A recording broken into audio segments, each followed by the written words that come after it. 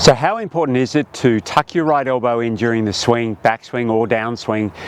And how should you actually go about thinking about that? So today we're going to have a look at how the right arm actually should work, what the elbow does, how it should be located, and why. Hi, I'm Peter Knight, and I've created this channel, Peter Knight Golf, to help you play the best golf you possibly can. Today we're looking at right arm. So let's look at how the golf swing works. We need the path of the club to stay on a fairly uniform incline as it moves back and through. Now, if my arm bends too much or it stays too straight, that's going to change the path of the club.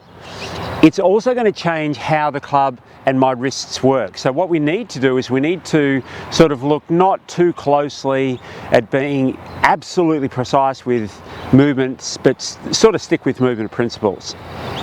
But we do have some checkpoints, and the first one starts at address. When I set myself up, my elbow is pointed towards my hip. In fact, my left and right elbows are both pointed to their respective hips rather than being turned out or tucked in. So I'm allowing my arms to hang and getting the feel for that. Now, if you find that when you set yourself up, you've got a lot of tension through the front of the shoulder or through the chest or both, then your elbows are going to tend to rotate out. Even when I do that, I can feel a tension across my back as well. So let's start off with the elbows pointed towards the hip. And when I do set myself up, from the side here, you can see that my right elbow is actually bent at address, and it should be. So I'm not setting my arms up straight. Again, if I can, that's not going to allow me to start the movement or continue the movement with the elbow working correctly. So now let's look at some checkpoints.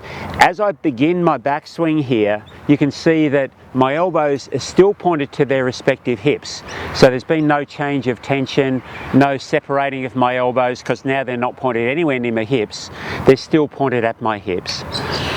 When I swing the club back and the shaft of the club is about parallel with the ground, looking from this view here, you can see that my upper arm is still vertical, as in it hasn't lifted or moved back this way.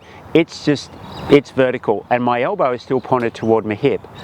Now, that might look like it's tucked, especially when we look from front on. It's not tucked at all. It's just softly folding. It's away from my side, and it's going to continue to move further away from my side as I swing through the backswing. When I swing the club back toward the ball, as my arms sort of move back somewhere near where they were at the start of the swing, they'll move down toward the ball. They'll sort of gently unfold a little bit, become straight about here, but again, there's no tucking in. So if I swing the club back to top of my swing here, then allow my arms to move down, my right elbow, it's bent, and yes, it's moving closer to my side, but it's not a whole lot of movement. So I'm definitely not pulling down. I'm definitely not trying to tuck in.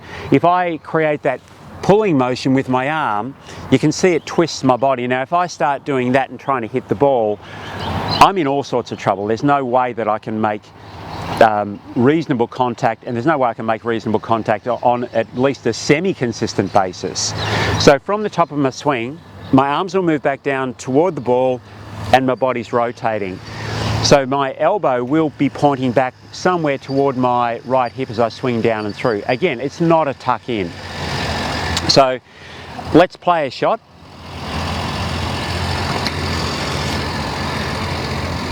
And again, there's no tucking. My elbow will fold and unfold as it's moving down and through. So set yourself up, right arm correct at the start. When you swing back, start the movement so that the elbow is still pointed toward the hip. And again, this is just a soft movement through the shoulder and arm. Then practice the movement down and through, but again, keep the tension out, and you'll find that the right arm will actually start to work as it should.